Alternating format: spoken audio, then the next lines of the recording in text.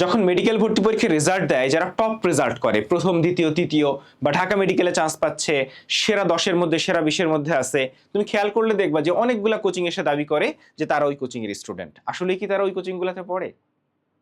অনেকগুলা কোচিং করে? না, ঘটনা কি আসলে?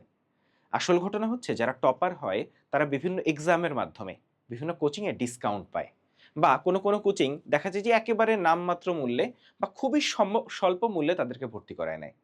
ফলে আল্টিমেটলি ওকে কোনো ইফোর্ট ছাড়াই ও বিভিন্ন কোচিং এ নিয়ে নেয়। কারণ যারা টপার তারা প্রত্যেকটা এক্সামে টপ করে, অনলাইন এক্সামগুলোতে টপ করে, অফলাইন এক্সামগুলোতে টপ করে, তখন কোচিংগুলা তাদেরকে ভর্তি করায় নেয়। এখন যখন ওই স্টুডেন্টটার অনেকগুলা কোচিং এর অ্যাক্সেস আছে, তখন দেখা যায় যে ও ওই কোচিং এ হয়তো ২-১ টা ক্লাস করে, ওই কোচিং এ ২-১ টা ক্লাস করে।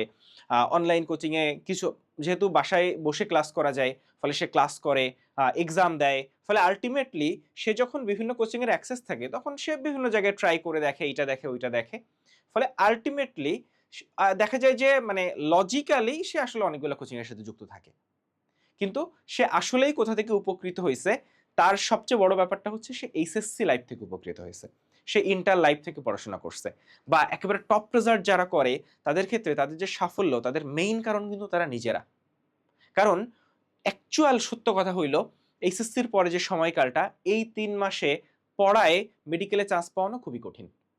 এই ৩ মাসে যেটা করা যায় সেটা হচ্ছে সঠিক গাইডলাইন, সঠিক স্ট্র্যাটেজি, কম্প্যাক্ট একটা পড়াশোনা। সেক্ষেত্রে যেটা হইতে পারে, হয়তো তুমি ৫০ পেতে সঠিক স্ট্র্যাটেজিতে থাকলে বা সঠিক কোচিং এর গাইডলাইন পেলে সেখানে তুমি ৬০ পেলে, বা ৭০ পেতে তুমি হয়তো ৭৫ পেলে। হয়তো ৭০ পেলে তুমি চান্স পেতে না, ৭৫ এ তুমি চান্স পেয়ে গেলে। এতটুকু হতে পারে। কিন্তু কোন একটা স্টুডেন্ট সে হয়তো ৪০ পেত, তাকে ৮০ পাওয়ায় ঢাকা মেডিকেলে চান্স পাওয়া দেওয়া সম্ভব না। ১ম পয়েন্ট। ওইটা যে ওই কাজটা যে করছে সে ইন্টার লাইফ থেকে করছে। হয়তো সে ইন্টার লাইফে একাডেমিক লাইফে ভালো পড়াশোনা করছে। তার জন্য সে আজকে টপার। এবং সে যখন পরবর্তীতে অনেকগুলা কোচিং এ যুক্ত হচ্ছে, আল্টিমেটলি সে সবগুলা কোচিং থেকে কম বেশি উপকৃত হচ্ছে। ফলে এইটা ডিফাইন করে না যে ওই কোচিং এ পড়ছে বলে ওই কোচিংটাই বেস্ট, বা এই কোচিং এ পড়ছে বলে ওই কোচিংটাই বেস্ট। কারণ তুমি খেয়াল করলে দেখবা যে প্রত্যেকটা কোচিং থেকেই ইউনিক রেজাল্ট বের হয়। প্রত্যেকটা কোচিং থেকেই কিন্তু টপার বের হয়। এবং প্রতি বছর এইটা রোল করে। কোনো বছর এইখান থেকে, কোনো বছর ওইখান থেকে। ফলে এর মানে এই না যে ওই কোচিংটা বেস্ট হয়ে গেছে বা ওই কোচিংটা খারাপ হয়ে গেছে। ফলে তোমার যেটা খেয়াল করা উচিত সেটা হচ্ছে ওভারঅল ওই কোচিংটার রেপুটেশন কেমন। তুমি সিনিয়রদের কাছে শুনতে পারো, তুমি অন্যদের কাছে, তোমার ব্যাচমেটদের কাছে যারা যদি ওই কোচিং এ থাকে তাদের কাছে শুনে দেখতে পারো এই কোচিংটা কিভাবে সার্ভিস দিচ্ছে, কেমন সার্ভিস দিচ্ছে। ওই কোচিং এ যেসব টিচার পড়াচ্ছেন সেই টিচারগুলা ভালো কিনা, সেই টিচারগুলার ক্লাস তোমার পছন্দ হচ্ছে কিনা, ওভারঅল তাদের প্রিভিয়াস ট্র্যাক রেকর্ড কেমন, তাদের থেকে তারা কত বছর ধরে সার্ভিস দিচ্ছে। হুট করে নতুন হাইপে ওঠা একটা কোচিং, নাকি লম্বা সময় ধরে সার্ভিস দিয়ে আসা একটা কোচিং, এই ব্যাপারগুলা খেয়াল রেখে তুমি ভর্তি হতে পারো। এখন একটু চলে আসো, আমার মনে হয় এই প্রশ্নটার উত্তর আমি দিতে পারছি। এখন একটু আসো যে ভাইয়া আমি অনলাইন কোচিং করব নাকি অফলাইন কোচিং করব। তার আগে একটু বলি যে অফলাইনের অনেক সুবিধা আছে যেগুলো অনলাইনে নাই। ঠিক একইভাবে অনলাইনের কিছু সুবিধা আছে যেগুলো অফলাইনে নাই। চলো আমরা একটু দেখি অফলাইনের সুবিধা কি কি। একটা হচ্ছে প্রথম সবচেয়ে বড় সুবিধা, সরাসরি শিক্ষকের সামনে ক্লাস করা যায়। ফলে সরাসরি ইন্টারেকশনের একটা সুযোগ থাকে। ফলে তুমি মোবাইল চাপতে পারতেছো না, তুমি ক্লাসে মনোযোগী থাকতেছো। অনলাইনে যেটা সবসময় সম্ভব হয় না, অনেকে ডিস্ট্রাক্টেড হয়ে যায়। ২ নম্বর হচ্ছে অফলাইন এক্সামের সুবিধা, যেহেতু মেডিকেল ভর্তি পরীক্ষা অফলাইনে হবে, ফলে তুমি অফলাইন এক্সামটা দিতে পারতেছো। সোশ্যাল মিডিয়া অ্যাডিকশনটা কাজ করে না। কারণ অনেকে হচ্ছে সোশ্যাল মিডিয়া থেকে তুমি চাইলে দূরে থাকতে পারতেছো। বা খুব দরকার হলে তখন তুমি Facebook এ ঢুকতেছো। এর বাইরে সোশ্যাল মিডিয়াটা তোমার একদমই দরকার হচ্ছে না। কিন্তু অনলাইনে সুবিধা যেগুলা, সেগুলা হচ্ছে যদি তুমি ঢাকা শহরে থাকো বা বিভিন্ন শহরে যেই জায়গাগুলোতে জ্যামের জায়গা আছে, সেই জ্যামের হাত থেকে তোমাকে বাঁচাচ্ছে। বা যাতায়াতে সবসময় কোচিংটা তোমার বাসার খুব কাছে হয় না। ফলে যাতায়াতে তোমাকে একটা সময় ব্যয় করতে হচ্ছে। দেখা যাচ্ছে যে মেডিকেলের যে টাইম পিরিয়ড অ্যাডমিশনের, সেই অ্যাডমিশন পিরিয়ড টাইমটা হচ্ছে ৩ মাস থেকে ৪ মাসের মতো হয়। এই সময়ে ১ টা ঘন্টাও মূল্যবান। সেই সময়টা যদি তুমি যাতায়াতে চলে যায়, সেটা কিন্তু একটা বড় লস। এরপরে আসো, অনলাইনে ডিটেইলড ক্লাস হয়। কারণ অফলাইনে যে পরিমাণ ক্লাস হয়, অনলাইনে মিনিমাম তার ১০০% বেশি ক্লাস হয়। অর্থাৎ অফলাইনে যদি ৪০ টা ক্লাস হয়, অনলাইনে ৮০ টা ক্লাস হয়। ফলে ওই যে জায়গা, ওইখানে যারা একটু মাঝারি মানের স্টুডেন্ট, যাদের বেসিকে ঘাটতি আছে, তাদের ক্ষেত্রে এই ডিটেইলড ক্লাসগুলা কম্পারেটিভলি অনেক বেশি হেল্প করে। ডিটেইলড ক্লাস হইলে দেখা যায় প্রতিদিন ক্লাস হচ্ছে, প্রতিদিন এক্সাম হচ্ছে। ফলে ও আসলে আরো বেশি রেগুলারিটির মধ্যে থাকে। কারণ একদিন পর একদিন এক্সাম হইলে যেটা হয় যে, ধরো আজকে আমি ক্লাস করে আসছি। আমার এক্সাম পরশুদিন। দেখা যায় যে ওই দিন স্পিড একটু কম থাকে। হ্যাঁ, পরীক্ষার আগের দিন স্পিড আবার বাড়ে, বা পরীক্ষার আগের দিন সন্ধ্যা থেকে বিকাল থেকে স্পিড অনেক বেশি বেড়ে যায়। কিন্তু প্রতিদিন এক্সাম থাকলে ওই স্পিডটা ভালো হয়। এখন একটু চলে আসো, অনলাইনে কিন্তু অনেক বেশি এক্সাম দেওয়া যায়। বিশেষ করে যারা একটু ভালো কোচিং বা অনলাইনে যেগুলা রেপুটেড কোচিং, তাদের দেখা যায় যে এক্সাম সিস্টেমটা খুব স্ট্রং। তাদের প্রচুর কোশ্চেন থাকে। যেমন আমি যদি আমাদের কথা বলি, মেডিওলজির কথা বলি, আমাদের আনলিমিটেড যে কোশ্চেন ব্যাংক আছে সেখানে 3 লাখ কোশ্চেন আছে। তুমি ইচ্ছা মতো যে কোনো অধ্যায় থেকে কতগুলা প্রশ্নের উপর এক্সাম দিবা, কতবার এক্সাম দিবা, কতবার প্র্যাকটিস করবা, সব নিজের মতো সিলেক্ট করে ইচ্ছা মতো প্র্যাকটিস করতে পারবা। আমাদের নতুন ফিচার সিগনেচার কোশ্চেন ব্যাংক চলে আসছে। আমি একটু ছোট্ট করে যদি দেখাই, দেখো আমাদের সিগনেচার কোশ্চেন ব্যাংক যেটা, এটা গোল্ড ডিগার্সে যদি তুমি ভর্তি হও সেক্ষেত্রে তুমি ফ্রি অ্যাক্সেস পেয়ে যাচ্ছ। একটু দেখো, জীববিজ্ঞান প্রথম পত্র, কোষের গঠন, কোষ বিভাজন, অর্থাৎ যে টপিকগুলো আছে। হ্যাঁ, তুমি একটা টপিক পড়লা, ধরো ক্রোমোজোম পড়লা, ক্রোমোজোমে ঢুকলা, ঢুকে এখানে 25টা প্রশ্ন আছে, সিলেক্টিভ বাছাই করা 25টা প্রশ্ন। তুমি এখানে ঠিক ওই 25টা প্রশ্ন যখন প্র্যাকটিস করে ফেলবা, তখন কিন্তু তুমি বুঝতে পারবা ক্রোমোজোম পড়াটা তোমার হলো কিনা, বা কোন ধরনের প্রশ্ন মেডিকেলে আসতে পারে। ফলে আইডিয়া হয়ে গেল একইভাবে ক্রোমোজোম পড়াটা তোমার হইছে কিনা। এটা বোঝার সবচেয়ে উপায় হচ্ছে ওই টপিকের উপর প্রশ্নগুলো প্র্যাকটিস করে ফেলা। এটা হচ্ছে সেই সিগনেচার কোশ্চেন ব্যাংক। অর্থাৎ এটা একটা এক্সাম্পল যে অনলাইনে প্রচুর এক্সাম দেওয়ার সুযোগ আছে।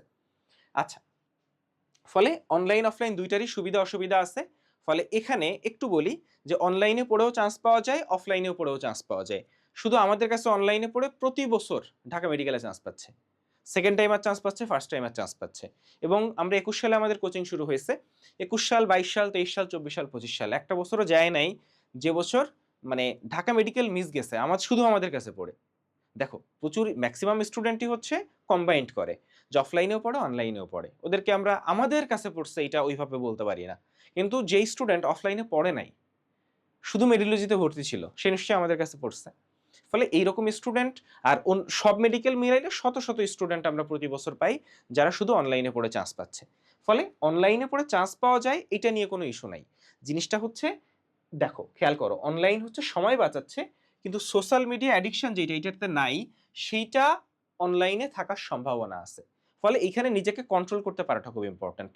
তুমি যদি নিজেকে কন্ট্রোল করতে না পারো, তাহলে আলটিমেটলি তোমার অনলাইনে কোনো লাভ হবে না, বরঞ্চ অনলাইন তোমাকে ডুবাবে। ফলে নিজের উপর যদি কন্ট্রোল থাকে, অনলাইনটা বেশি লাভজনক তোমার জন্য।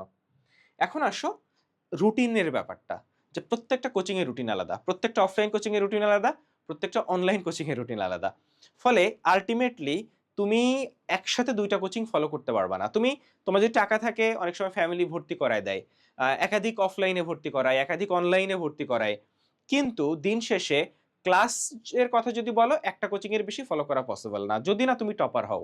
মানে অনেকে আছে যে ইন্টারে সব পড়াশোনা শেষ, ফলে সে চাইলে দুইটা কোচিং এ ক্লাস করে বেড়াচ্ছে ইচ্ছা মতো, সেটা তার জন্য কোনো প্রবলেম না। কিন্তু তুমি যদি টপার হও, বা তুমি যদি টপার নাও হও, তোমার পক্ষে আলাদা রুটিন এইটা মেনটেন করা সম্ভব না, এবং এটা করা উচিত না, একেবারে স্ট্রংলি নিষিদ্ধ। মানে যারা মেডিকেল অ্যাসপিরেন্ট তাদের জন্য, যে একসাথে দুইটা কোচিং এর ক্লাস করতে যাওয়া না। ঠিক আছে, প্রথমে তুমি যে কোনো একটা কোচিংকে ফলো করবা, সেটা অনলাইন হইতে পারে বা অফলাইন হইতে পারে, অথবা অফলাইন প্লাস অনলাইন কম্বিনেশন কিভাবে হতে পারে একটু বলি। সেক্ষেত্রে তুমি যদি অনলাইন চুজ করো, শুধু অনলাইন চুজ করো, অফলাইনে যাওয়ার দরকার নাই। কিন্তু তুমি যদি অফলাইন চুজ করো, সেক্ষেত্রে কি করতে পারো একটু বলি। অফলাইনে যখন তুমি ক্লাস করতেছো, সব ক্ষেত্রে সব ক্লাস তুমি খুব ভালো নাও বুঝতে পারো, কারণ অফলাইনে ক্লাসের টাইম যেটা সেটা খুব শর্ট, এবং অনেক কিছু বোঝানো সম্ভব হয় না সময় স্বল্পতার জন্য। যার জন্য অনলাইনে ক্লাসগুলো যেহেতু ডিটেইলড হয়, সেক্ষেত্রে তুমি সেকেন্ডারি একটা অনলাইন কোর্স কিনে রাখতে পারো, যেখানে ডিটেইলড ক্লাসে তুমি কিন্তু অফলাইনে যে অধ্যায়টা বুঝো নাই, বা যে চ্যাপ্টারটা বুঝো নাই, অথবা সব টিচার হয়তো তুমি পড়া সব টিচারের সমান নাও বুঝতে পারো, ওই টিচার ভালো পড়াচ্ছেন, হয়তো তুমি খুব ভালো বুঝছো না অফলাইনে, তখন। আর অনলাইনে আরেকটা ব্যাপার একটু খেয়াল করবা, যে অনলাইনে এমন একটা কোচিংয়ে ভর্তি হবা যেখানে হচ্ছে যে টিচাররা ক্লাস নিচ্ছেন তাদের ক্লাস তুমি আগে ডেমো দেখবা, যদি ডেমো দেখে ভালো লাগে তাইলে ভর্তি হবা। এবং একটু কম্প্যাক্ট টিচার প্যানেলের একটা কোচিংয়ে ভর্তি হওয়াটা খুব ভালো, এজন্য যে ধরো একটা কোচিং যেখানে অনেক টিচার, ফলে সেখানেও তুমি অফলাইনের মতো প্রবলেমে পড়বা, যে এক টিচারের ক্লাস ভালো লাগতেছে আর এক টিচারের ক্লাস ভালো লাগতেছে না। যেমন আমাদের অনলাইনের কথা যদি বলি, এখানে আমরা 5টা সাবজেক্ট মোটামুটি 5 জনই পড়াই। বায়োলজি আমি, কেমিস্ট্রি কিছু ক্লাস আমি নিই, কেমিস্ট্রি জিৎ দাদা নিবে বা জিৎ দাদা, ফিজিক্স হচ্ছে জীবন ভাইয়া, নিশাত আপু হচ্ছে ইংলিশ, আর জিকে হচ্ছে মিমাপু। ফলে তুমি 5 জন টিচারের 5টা ক্লাস দেখবা, দেখে যদি ভালো লাগে তাহলে তুমি অনলাইনে ভর্তি হয়ে যেতে পারো আমাদের এখানে। এখন আসো অফলাইন এবং অনলাইন কম্বিনেশনে, তুমি যদি অফলাইনকে প্রাইমারি ধরো সেক্ষেত্রে যেই ক্লাসটা তোমার দরকার সেই ক্লাসটা তুমি অনলাইন থেকে করে নিলা। এখন আসো যখন তোমার সিলেবাস একবার শেষ হলো তখন আসো এক্সাম। এক্সামের ক্ষেত্রে তুমি কিন্তু একাধিক কোচিং এক্সাম দিতে পারো, এবং সেক্ষেত্রে অফলাইনে একটা কোচিং এক্সাম দিচ্ছ, যদি এমন হয় যে তুমি যে কোচিং এক্সাম দিচ্ছ ঠিক তার পাশেই আর একটা কোচিং বা টাইম স্লট মিলে গেছে যে ওই এক্সামটা দিয়ে তুমি পাশের কোচিং এ সাথে সাথে আরেকটা এক্সাম দিয়ে আসতে পারবা, তখন একবার সিলেবাস শেষ হয়ে গেলে তখন শুধুমাত্র 2টা অফলাইন কোচিং এক্সাম দিতে পারো। অথবা আমার সাজেশন হচ্ছে অফলাইন প্লাস অনলাইন, কারণ তোমাকে প্রচুর এক্সাম দিতে হবে এবং প্রচুর এক্সাম দেওয়ার জন্য অনলাইন বেটার অপশন। এখন অফলাইনের সুবিধাটা কি? অফলাইনের সুবিধাটা হচ্ছে মেডিকেল ভর্তি পরীক্ষা যেহেতু অফলাইনে হবে, অফলাইন এক্সাম দেওয়া দরকার, সেক্ষেত্রে একটা কোচিং কিন্তু তোমার জন্য এনাফ। ফলে যার জন্য এক্সামের ক্ষেত্রে অফলাইন প্লাস অনলাইন কম্বিনেশন খুব ভালো, এবং অনলাইনে তুমি চাইলে 2টা কোচিংয়েও এক্সাম দিতে পারো। কেন 2টা কোচিং এক্সাম দিতে পারো? কারণ অ্যাকচুয়ালি যত বেশি এক্সাম দিবা, যত বেশি প্র্যাকটিস করবা, তোমার জন্য তত ভালো ব্যাপার হবে। ফলে এক্সামের জন্য তুমি আসলে চাইলে অফলাইনে, ধরো তুমি অফলাইনে কন্টিনিউ করলা, স্টিল তুমি অনলাইন এক্সাম যেহেতু তোমাকে এক জায়গা থেকে আরেক জায়গায় যাইতে হচ্ছে না, ফলে সেক্ষেত্রে কিন্তু তুমি অনলাইন এক্সামটা দেখতে পারো। তাহলে সোজা বাংলায় আমরা যেই আলোচনাটা করলাম তার সামারি করলে যেটা দাঁড়াচ্ছে সেটা হচ্ছে, কোচিং ক্লাস করার ক্ষেত্রে অনলাইন চুজ করো আর অফলাইন চুজ করো, একটাই চুজ করা উচিত। আর যদি অফলাইন চুজ করো সেক্ষেত্রে সেকেন্ডারি হিসেবে অনলাইন চুজ করতে পারো, এজন্য যে অনলাইনে ক্লাসগুলো ডিটেইলড হয়, যে ক্লাসটা অফলাইনে বুঝতেছো না সেটা তুমি অনলাইন থেকে করে নিতে পারো, নাম্বার 1।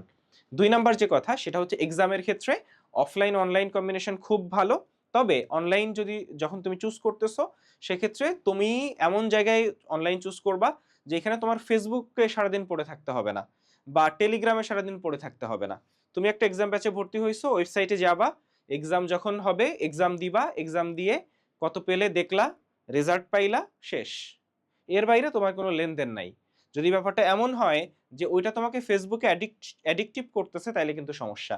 আর একটা এক্সট্রা বোনাস পয়েন্ট বলে রাখি, সেটা হচ্ছে যারা অনলাইনে কোচিং করবা সেক্ষেত্রে তোমরা রিয়েল যে আইডি বা তোমার রেগুলার অনেক দিনের চালানো আইডি, সেটা না করে হইতে পারে তোমার আব্বুর আইডি বা তোমার আম্মুর আইডি বা এমন একটা আইডি যে আইডিটা আসলে অনেক বেশি সোশ্যাল মিডিয়া কানেকশন নাই, অনেক বেশি পেজে লাইক দেওয়া নাই, অনেক বেশি মানে তোমার হোম পেজে ঢুকলে যেন পড়াশোনাটাই আসে, পড়াশোনার বাইরে অন্য কিছু যদি আসে তাহলে কিন্তু তুমি দারুণভাবে ক্ষতিগ্রস্ত হবা। ফলে অ্যাডমিশন টাইমে তুমি যদি সোশ্যাল মিডিয়াতে থাকো, এতটুকু এনশিওর করবা যে তোমার লাইক দেওয়া সবগুলা page medical admission related page, তুমি যেখানেই ঢুকবা সেখানেই তুমি কিছু শিখতে পারবা। আরও একটা বোনাস পয়েন্ট সেটা হচ্ছে গাইডলাইনের ক্ষেত্রে অনেক বেশি গাইডলাইন শুনতে যাবা না। একটু বলি যে গাইডলাইন শুনতে অনেক মজা লাগে, বিশেষ করে এই কয়দিনে চান্স পাইছি কিভাবে, তারপর হচ্ছে মেডিকেলে চান্স পাওয়ার অব্যর্থ উপায়, এই ধরনের গাইডলাইন শুনতে অনেক মজা লাগে, কিন্তু প্রবলেম হচ্ছে এত বেশি গাইডলাইন শুনলে তুমি কনফিউজড হয়ে যাবা, ঠিক আছে? ফলে দিন শেষে মনে রাখো, মেডিকেলে চান্স পাওয়ার মেইন উপায়টা হচ্ছে কোচিং ফোচিং এর চেয়ে গুরুত্বপূর্ণ মূল বইটা পড়া, এবং নিজে যতটুকু বেশি সময় তুমি নিজেকে দিতে পারবা, বইয়ের সামনে বসতে পারবা, তোমার চান্স পাওয়ার সম্ভাবনা তত বাড়বে। ফলে তুমি যেটাই চুজ করো, একটা কথা যে পড়াশোনা করো, এবং তুমি যদি পড়াশোনা করো তাহলে অনলাইন অফলাইন কিচ্ছু ম্যাটার করে না, ম্যাটার করে হচ্ছে তুমি কতটুকু ইফেক্টিভলি পড়াশোনা করতেছো এবং শেষ পর্যন্ত নিজের মনোবল ধরে রাখতে পারতেছো কিনা। যদি এটা পারো তাহলে অবশ্যই অবশ্যই তুমি চান্স পাবা।